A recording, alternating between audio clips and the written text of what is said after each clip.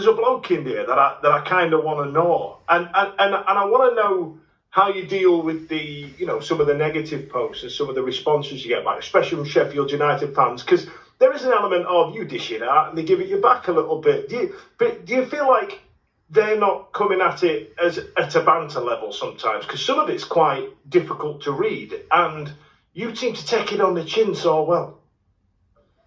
I'll go a little bit deeper here again, yeah. So me, yeah, in 2002 I made a big mistake, yeah, and I went away for 5 years. I don't know if you know that or you don't. I just saw you mention it. When I was in there, I had to deal with the scum of society, really, and I thought, if these people in here can't, like, how can I put it, like, throw me under the bus or blind me, so to speak, yeah, right? Because in there, there's a lot of not nice people, yeah, and you can't get away from them, Dan. Do you know what I mean? You're there with them 24/7, yeah. I'm not going to let some person who I don't know come into my house, yeah, and say something to me on social media and me be upset about it. I basically don't get to, you know what I'm saying? Yeah? I'm not one of these people, like, where someone says something to me and I hold it in my head, yeah? It just don't bother me. It's just like, just comes straight off me. Do you know what I mean? But like... Because you had that experience a couple of decades ago, it's kind of made you a bit thick-skinned a little bit. Yes, you know what I mean? There's nothing that they can say to you that you've not heard before, really. That type of thing. Probably, yeah. And, like, I love my kids. Like, I've got 2 daughters who I don't see, which culminated from the prison sentence. It happened a year into it, yeah. But, and that were hard to deal with. One of my daughters come to see me a couple of years ago, but she was really worried about her mum finding out. Do you know what I mean? I felt really sorry for her. It was hard for her as well, yeah. But, like, for my mental health, yeah, I focus on my son, and I'm very lucky that I've got my son. Yeah, and being a dad to me means everything. And that's why I once sent Steve a message, because when I see him, how he interacts with his daughter, I think that's a real man. Do you know what I mean? And I respect that. Yeah, and that's what I do. With, like, before I was incarcerated, yeah, obsessed because my daughters were a little bit young, Chelsea and Bethany, yeah. I took them to Blackpool, to Skegness, everywhere with them. But unfortunately, things happen in life. Do you know what I mean? Yeah, but with my son, yeah, I do it with my son now. We might go, like, I take him out, I'll go trampolining with him.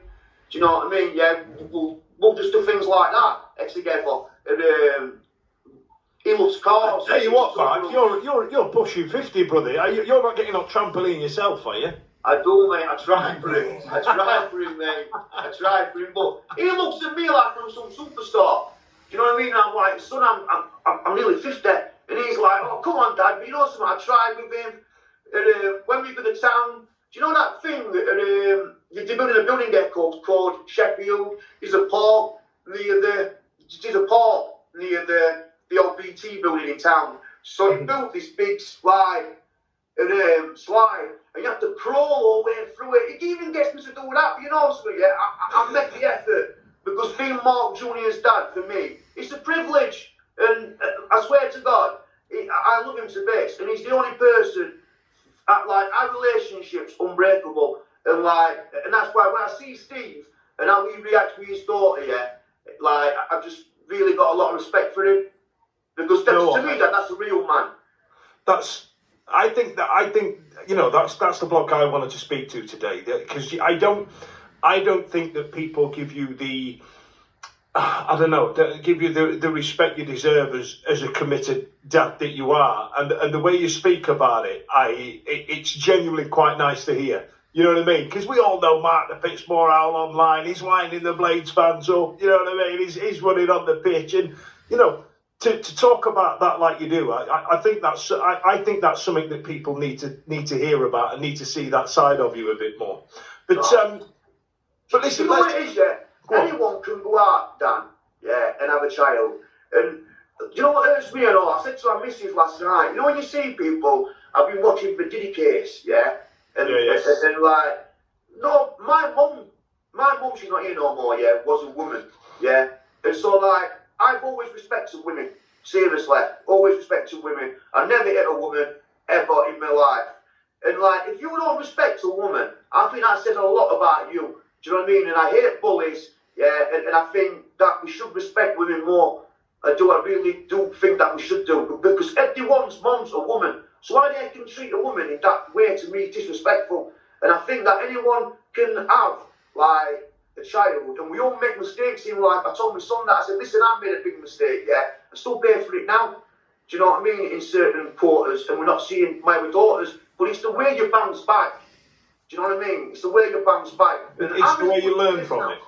Say again? It's the way you learn from it. Yeah, 100%. And I've learned from it. Do you know what I mean? And like, I do all right for myself. And like, end of the day, I'm in a good place now, and I am happy as can be. But a lot of that's down to my son. Do you know what I mean? I think being a dad's really important to me. And like, So, yeah. I tell you what then, Mark.